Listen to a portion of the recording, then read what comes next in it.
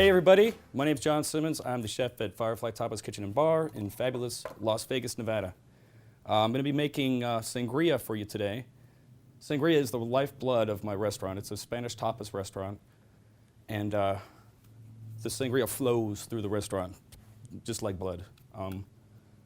Sangre actually derives from the word blood. Sangria from the word sangre. We've got a lot of delicious fruit here that we're going to incorporate into the drink. First thing I'm going to do, slice up some apples. The good thing about sangria is it's a good way to use up old wine.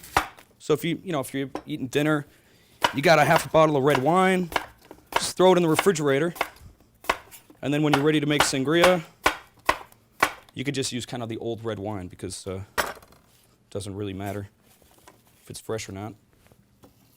I'm going to make this kind of to order, but the best way to do it would be to marinate this at least overnight to get a lot of the more flavor out of it, but this is okay too. Slice up an apple. Slice up my little orange.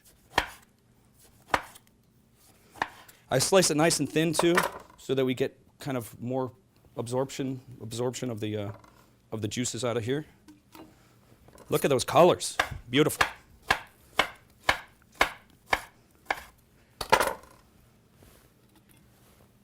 Okay, got that, I got that. Next thing we got is, I use this Alize, which is a flavored brandy.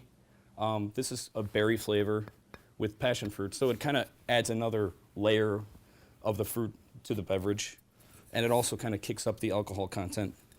Since we're going to be diluting the wine a little bit, I don't want to lose any of those proof. So a little bit of this Alize goes a long way. And you could vary this to your taste. I'm a borderline alcoholic, so as you can see, so I like to use a lot of the brandy. We're going to put some sugar in here for a pitcher, which is about 1 bottle of wine worth. You're going to want about a half a cup, measured precisely. Bottle of wine. As I've said, you can use kind of old wine, you can use cheap wine. Just make sure that it's kind of a fruity one. A Zinfandel works well, Cabernet works well, almost anything. But at the restaurant, I use a Chilean Cabernet, and it's a jug wine, but it's good, you know. You don't really even want any of the tannin that you'll get in a lot of the red wines. You just want a nice fruity red wine. So something cheap or something left over is fine.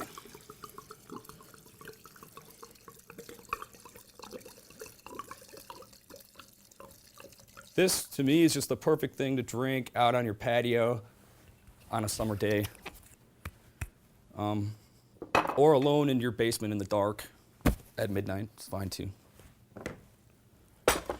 So I'm going to dissolve the sugar in here.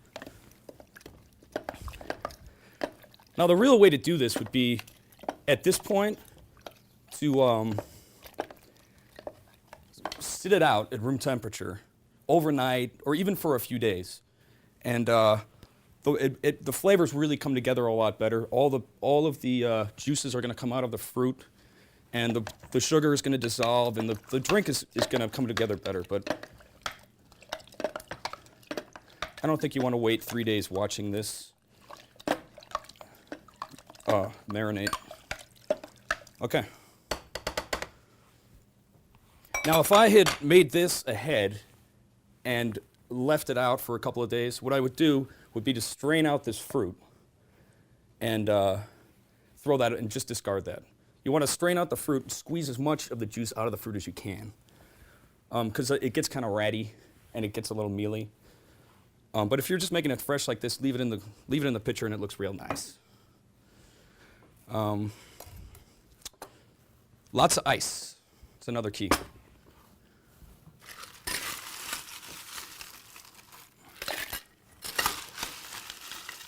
Very simple recipe. Like I said, it's like easy to make. You can utilize leftover wine. It's sexy looking like me.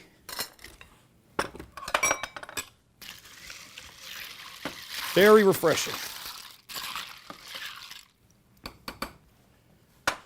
So there's a picture of my red wine sangria.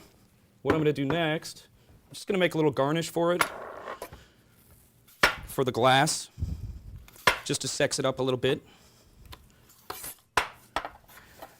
Do a little apple dice, fresh apples. And again, this is nice when you do it ahead of time, because all this fruit's going to be gone, so then you could garnish the actual drink with fresh fruit.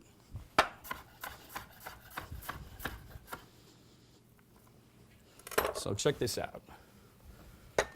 Throw some apples in there, some ice.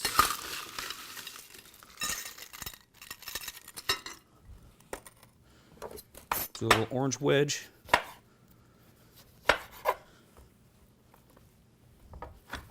Full day supply of vitamin C, right here. Now, going to pour that in there. Look at that.